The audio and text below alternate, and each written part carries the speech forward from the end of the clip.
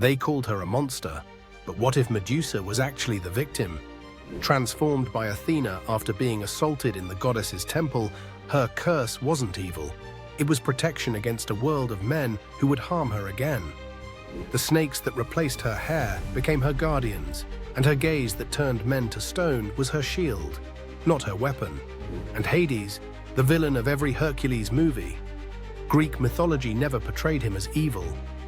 Unlike Zeus, who constantly cheated on his wife, Hades remained faithful to Persephone. He was simply doing his job, maintaining the balance between life and death. The ancient Greeks didn't fear him. They respected him as a fair judge of souls.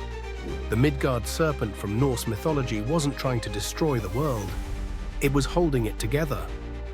Jörmungandr's massive body encircled the entire earth, biting its own tail to keep everything in place.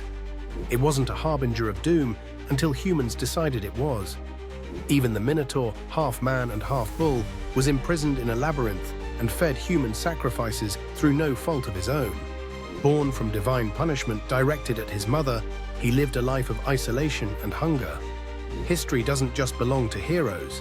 Sometimes the monsters were simply misunderstood. Their stories were twisted by fear, prejudice, and the human need to simplify complex beings into villains. Next time you hear about a mythological monster, ask yourself, who wrote their story, and what were they afraid of?